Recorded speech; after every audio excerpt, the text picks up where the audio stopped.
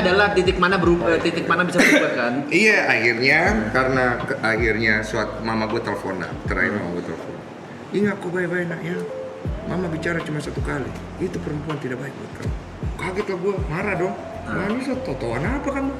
Orang kamu nggak kenal juga gitu-gitu. Pokoknya nanti kau lihat, dia akan datang suatu hari dan dia akan ngomong dia sudah tidak mau sama kamu. Bagaimanapun kau pertahankan, tetap dia tidak akan mau sama kamu. Kejadian hari itu, seminggu setelah gue nelfon, kejadian. Itu gue sampai, itu cewek ngomong di depan gue kebayang ngomongan mak gue. Terus gue diem gitu, shock gue.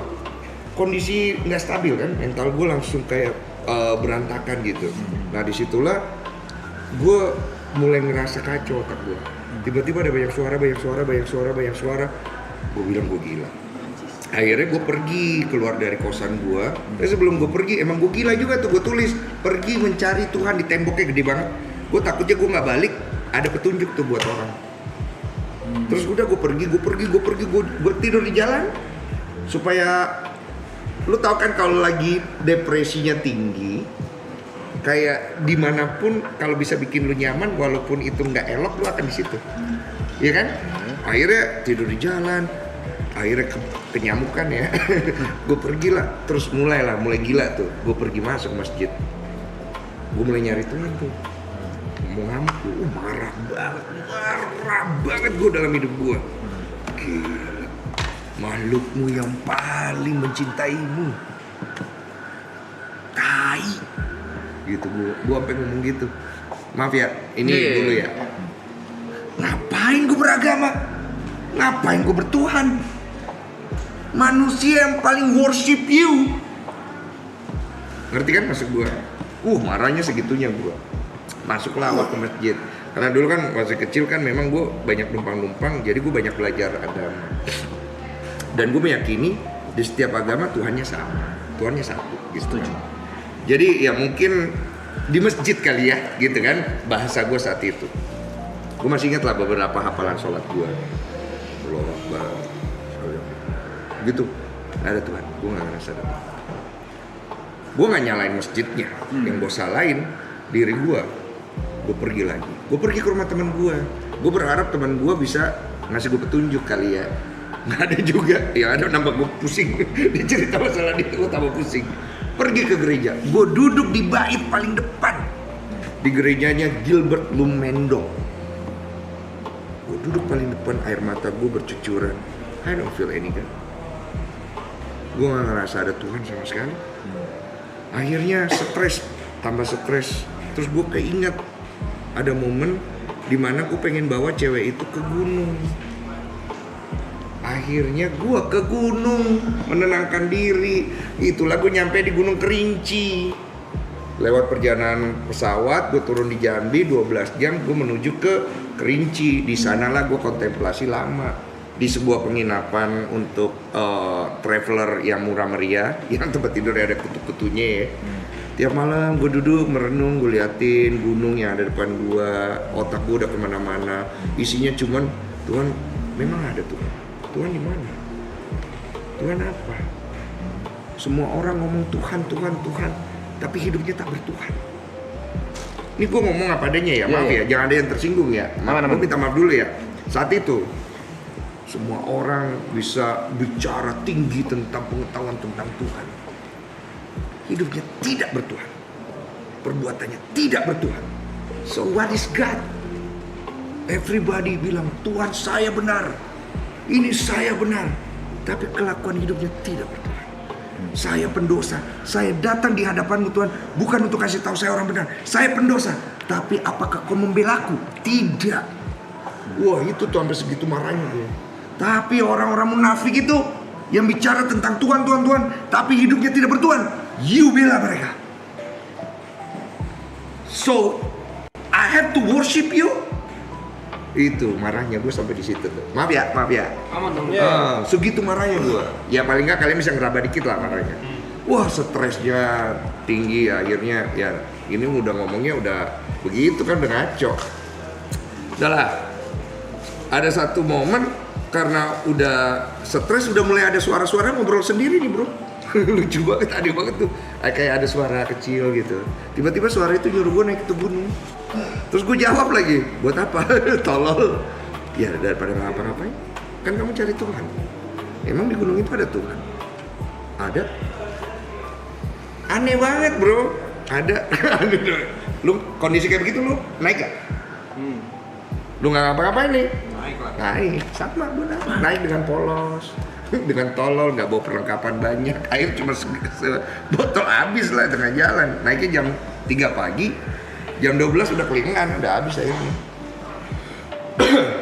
Gue menghindari keramaian, jalan sendiri. Wah udah mulai halu bro, jam 3 gue udah mulai halu. Udah ngomong sendiri aja, mata gue udah begini nih. Tuhan kalau memang ada, Tuhan tahu saya haus. Gue udah begitu bro. Udah kayak orang mau tidur, dan gue pengen banget tidur saat itu. Kalau bisa pergi juga sekalian dari dunia ini gak apa-apa. Maksudnya perginya enak kan, gak sakit kan. Doa ada saya haus. Masih belum tahu saya butuh air. Udah ada anjing, tiba-tiba ada genangan air. Ada genangan air tuh anjing tuh gue. Pas liat, wah ada genangan air gitu. Terus karena memang lu haus, alamiah badan lu pasti pengen minum gak mungkin. Jadi gue ambil kaos kaki gue buka, gue saring, gue masukin ke bekas botol yang kosong gue, ya gue minum seadanya lah, agak kuning-kuning dikit tuh. Sembari jalan lagi, oh, Tuhan memang ada, Tuhan tahu saya lapar. Berapa menit kemudian, sekitar setengah jaman lah. Gue kalau nggak salah hitung ya, gue nggak hitung baik itu, gue nemu bekas makanan, kayaknya bekas ditinggal gitu. Gue makan tuh sisa. Terus gue jalan lagi, terus gue ngomong gini, oke, sepertinya akan berulang-ulang saja begini kalau memang Tuhan ada. Nanti apa yang gue mau tiba-tiba ada, terus berulang lagi. Tapi nggak ada poin. Kacau ya.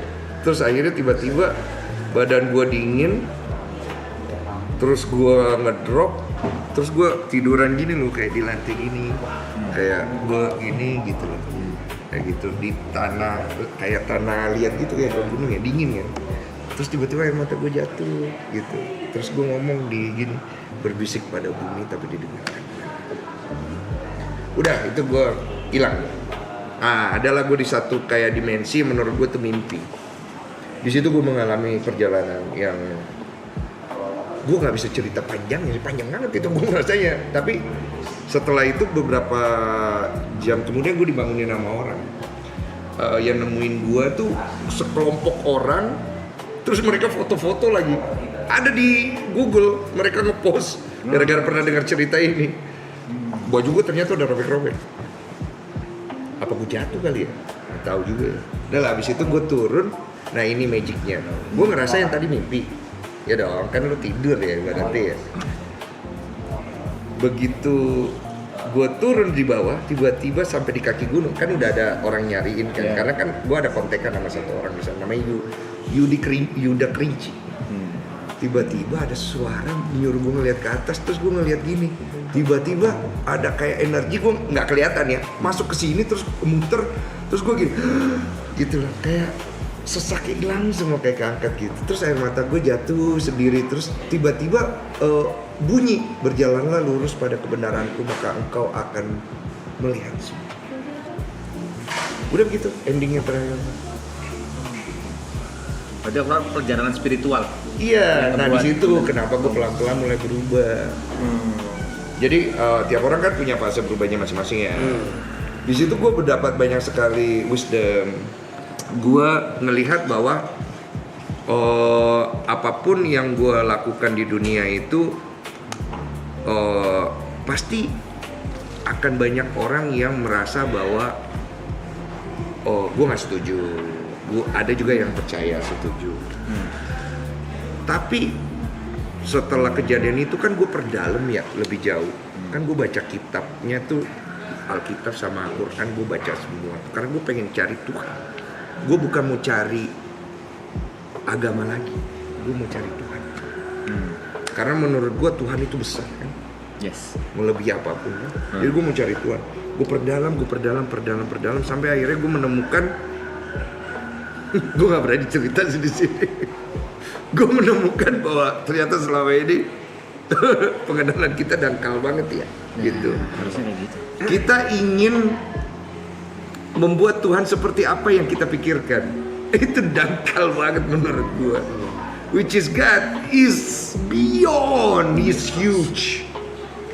Kita nggak tahu Dan yang apa-apa. paling lucu adalah orang pengen ketemu Tuhan tuh lucu menurut gua ya. Ya. Kenapa? It's almost impossible to meet God in person.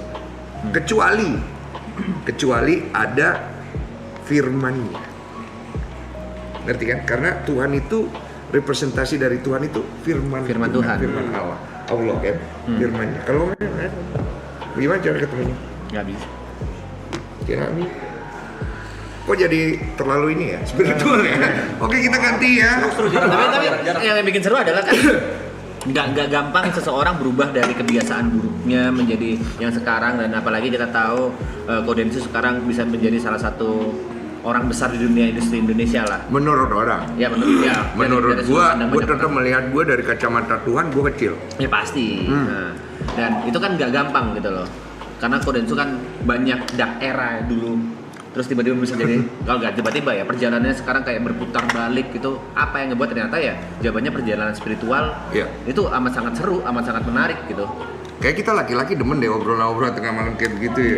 Iya. Karena setiap orang punya momennya. Makanya kayak Brevi cerita ke gua, Arab cerita gua, siapapun cerita sama gua, mungkin lu bisa ngerasa energi gua tidak menghakimi. Energi gua tuh apalagi namanya mengerti, karena yang membuat kita bisa mengerti itu spiritual. Ya. Logik itu akan membuat kita ngomong benar salah. Lu benar, lu salah. Itu dangkal. Masa mesti diajari benar salah? Udah tahu lah itu benar dan salah. Pertanyaannya, benar salah itu lu mau pakai buat apa? Lu mau pakai untuk menciptakan kebencian atau lu mau pakai untuk mencari perdamaian? Karena di hidup ini udah terlalu banyak kebencian, terlalu banyak hate. Everybody hate everybody. Yes. So ujung-ujungnya benar dan salah kan? So in the end of the day, kita semua masuk neraka. Dan sorry gue potong. Dan bagian lucunya adalah Bang Densu adalah stranger menurut gue ya, yang kita baru ketemu 1-2 kali, tapi salah satu orang pertama yang gue cari waktu gue lagi di fase di dark atau down-downnya tuh kemarin. Iya, gue juga bingung tuh. Gue juga kan, ini kenapa sih tiba-tiba telepon gue bilang. Ya maksudnya gue seneng, maksudnya gini, hal yang paling gue seneng adalah orang percaya sama gue. Iya, itu poinnya. Bisa maksudnya gue bisa mempercayakan Bang Densu untuk menjadi pendengar yang baik dan juga membantu gue mencari solusi-solusi yang baik. Sama-sama, karena gue seneng lihat orang bertumbuh ya. Hal yang paling gue cinta dalam hidup salah satunya adalah ngelihat orang berprogres menjadi lebih baik. Sorry, gue sambil kerja. Iya, nggak apa-apa, santai. Sorry banget. Jadi ketika ngelihat Brevi atau siapapun itu dari tahun ke waktu, tahun ke tahun, waktu ke waktu, gue tuh kan suka mantau ya. Everyone gue pantau. Gue ngelihat mereka berprogres, mereka menemukan pengertian yang lebih baik, mereka menemukan POV hidup yang lebih bagus. Senang banget gue ngeliatnya gitu. Walaupun gue nggak butuh apa-apa sih dari situ, karena gue kayak ngelihat diri gue ada dalam orang-orang itu. Kayak kan soalnya kan